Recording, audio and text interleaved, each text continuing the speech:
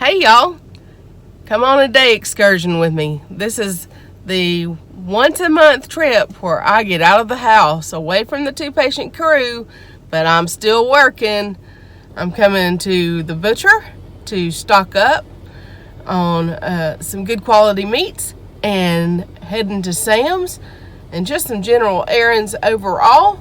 But I wanted to bring you with me to the night butcher so that you could see just why I love Chad and his wife and the crew here at the butcher shop in Laurel, Mississippi.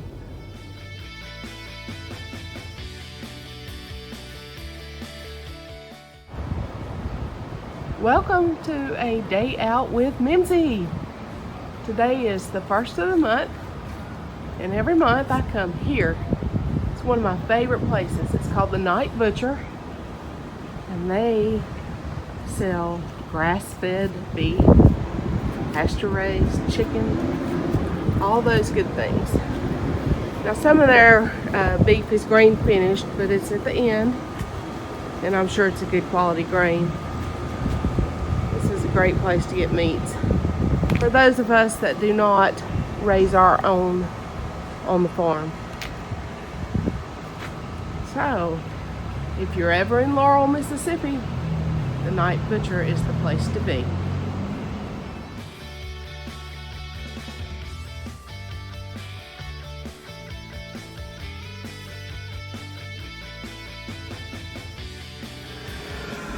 This is a tiny tour of the butcher shop, and if you'll hear that music in the background, that may be the Chad Knight Band. I'm not sure about that. But he does have his band and they perform, and he has a stage out by the butcher shop and they do live shows. It's great. So they also have a eatery in the butcher. You can get you a jalapeno burger or a bacon cheddar burger or whatever they've got on the menu. Good stuff.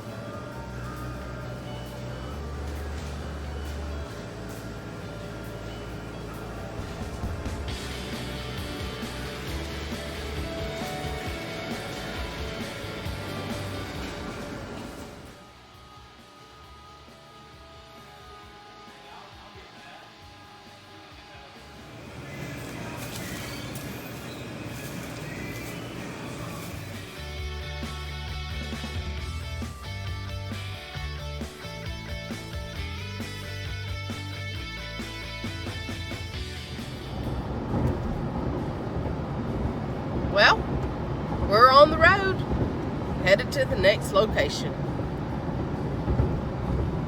Y'all be safe. Well, I've made it to Sam's and I'm getting Jesse's monster. That is my end of the deal on the bartering for the bush hog.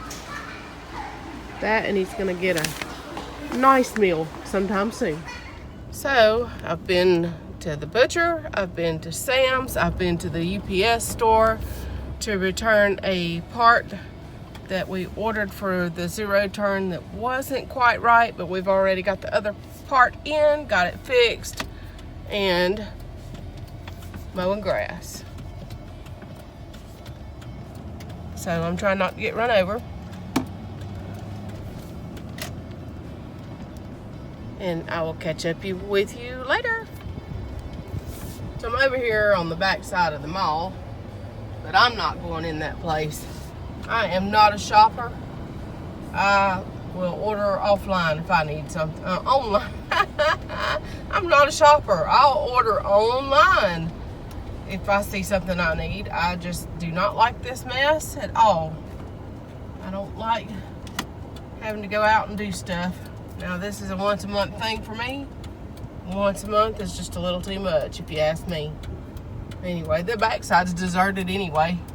There's a bunch of little shops and stuff that's come up and taken over the town. Grabbed a little Polish sausage from Dickie's.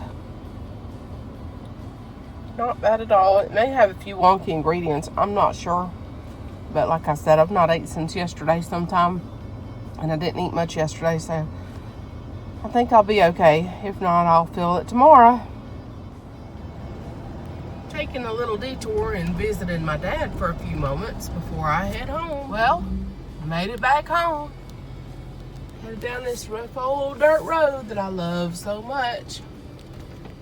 It's been a long old day, and the truck is full of junk. Stuff that we use each month, and the little stuff we don't. A girl's gotta do what a girl's gotta do.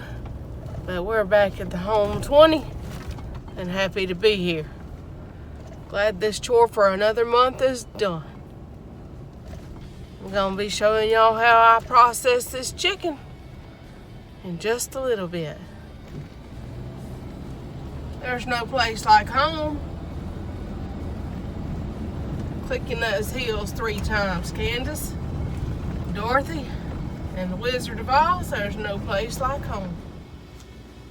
Okay, I've made it home with all of the chicken, and I'm getting ready to sanitize my quart jars.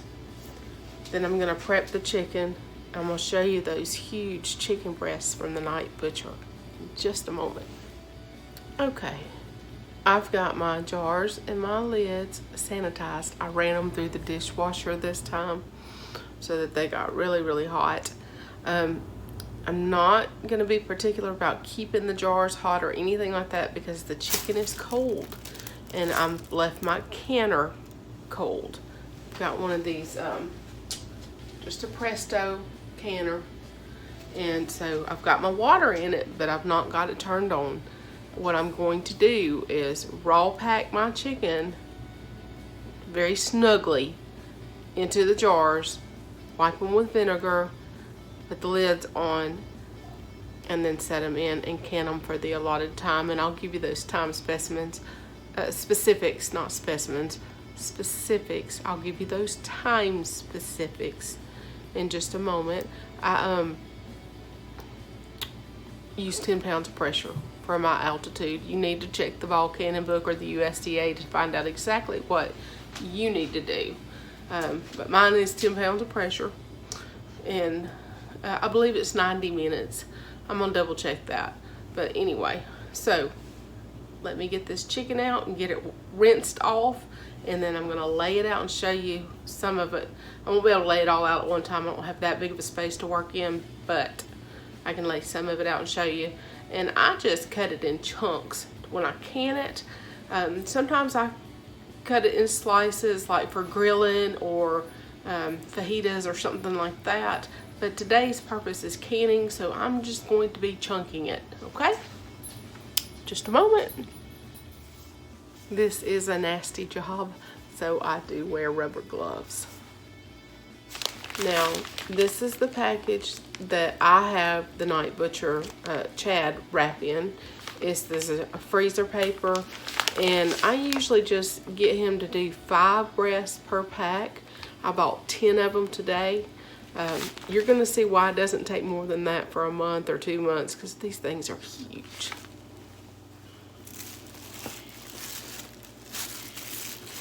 This is just one. How big that is.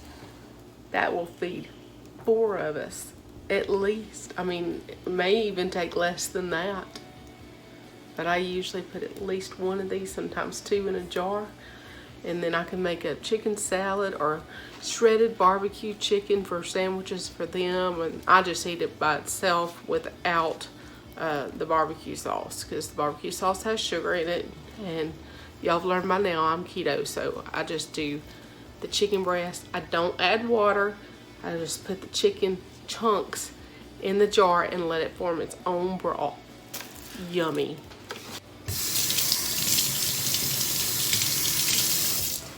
Now, frequent hand washing is extremely important when you're dealing with chicken and keeping your surfaces clean. Okay, so this is my working surface, and I'm gonna lay the chicken up here. And I'm gonna show you, I mostly just cut across the grain. I had to get me a sharper knife.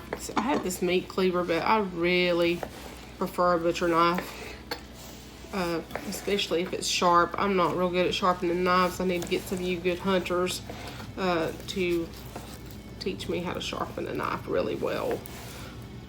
But I just slice across the grain and make chunks. That's it. That's what's going to be literally crammed into the canning jars. Okay, so you can see I have chunked 8 chicken breasts to can. This is 2 breasts, let me adjust you here, that I just left in larger pieces that I'm gonna freeze. I'll make two packets of that. That'll feed us twice off of that 2 breasts, and we'll have leftovers for whatever I cook, whether it be a keto fried chicken or grilled chicken or whatever I decide to do with it. Okay, now I'm getting ready to start canning, so I'm making sure that I have all of my supplies ready. I told you before, I'm cold raw packing, so I don't need heated lids, I don't need heated rings, I don't need heated jars. They just need to be sanitized, and they've been done. And I also use what's a debubbler, but you're not really debubbling, you're packing that chicken in there, which is forcing the bubbles out. So I guess you could say you're debubbling, but you don't have a liquid in there. The chicken's gonna create its own broth. So I'm gonna show you what I have laid out, and we'll go from there. All right, I've got the chicken, I've got my jars and my funnel, and I've got my vinegar spray, which is almost empty, but I've got enough to keep my cloth damp. I've got my lids and my rings, and I've got some pink Himalayan sea salt, because I like to put a teaspoon in each jar. You do not have to do that. That is just something that I do. I'm gonna get you stabilized here. Okay, so I put a teaspoon in each jar, and then I pack the chicken in. And I'm gonna show you that in just a sec. Okay, so here's my pink Himalayan sea salt, my teaspoon. Just gonna level that off and put it into each jar.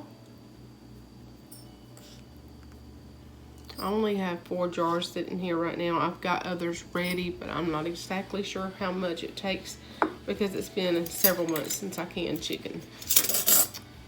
All right, you got your first jar, and you just drop your chunks in there. And as I said, you do not have to add the salt. That is completely up to you, totally optional. But you do want to pack your chicken as you're going. It just helps give it room for the broth to rise to the top as it cooks, because when you're pressure canning, you're cooking it, and it comes out, even though you're putting it in chunks, when it comes out and you start moving it around, it's gonna shred. So that is very nice. It's like canned chicken, and it is great for soups, chicken salad, fajitas, you know, like with the shredded chicken. Anything that you can use a shredded chicken in, canned chicken is awesome for. Now, I don't put any other seasonings, and I just work that chicken, work it down in there. You know, I say it's not really debubbling, it's just kind of working it down, but you could call it debubbling too, I suppose. And then you just add a piece if you need it and work it down.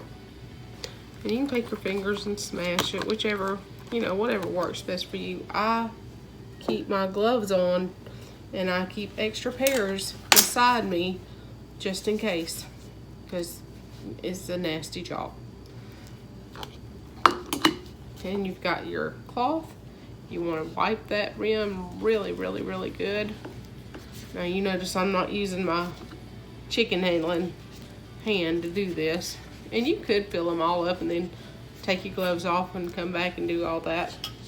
But for the sake of time, I'm just going to go ahead and show you. But you want to put your lid on there. And your ring. And you only want it finger tight. You don't want to crank down on it. And then it's ready to go in the canner.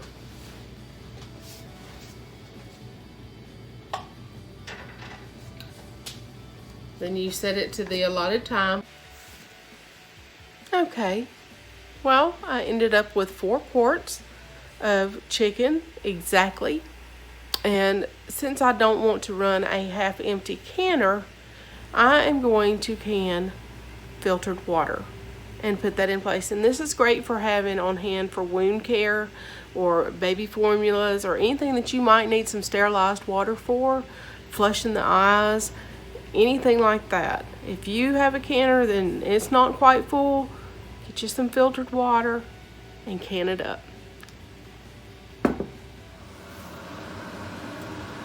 Alright, so as you can see, I have my canner full. I've got my 4 quarts of boneless chicken breast and 3 quarts of filtered water that'll be sterile when it's done. So I'm bringing the heat up. I'm going to put the lid on, let it come to pressure, 10 pounds of pressure. Let that rock for 10 minutes to blow off the steam. And then we will set our timer for 90 minutes. It's almost 10 p.m. and Mimsy's still getting at it in the kitchen. Okay. Since it's late and I'm waiting on this pressure canner, I had a jar left that I had done earlier in the year or last fall. So I'm going to show you, this is what the finished product look like. Once it's all sealed, I take my ring off and just leave it on the shelf. But you can see it made its own broth. It's still in chunks, but as soon as I take it out and move it around with a fork or something, it's going to flake really nicely. So that's your canned chicken, and that is a good way to store extra meat. Okay, the pressure has come down. It has sat overnight. When it went off last night at midnight, I just turned it off and moved it off the burner. So this is what we're getting this morning. 4 quarts of chicken with a nice broth. And it was cool enough I can lift it. It's warm still. I'm gonna lift it and set it aside and let it cool the rest of the day. And this is the sterile filtered water. And there you have it. That is how to can fresh chicken. And I got mine at the night butcher.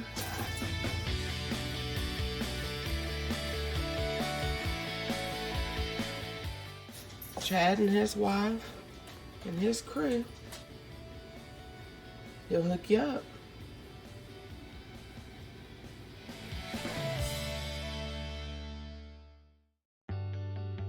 I hope you like, subscribe, comment, ring the bell if you'd like further notifications.